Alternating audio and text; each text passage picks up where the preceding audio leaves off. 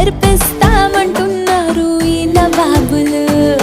తార తార నా కళ్ళు, వెన్నెల పూత నా ఒళ్ళు, ఆకాశాన్ని అంతకని వెలకడతారు.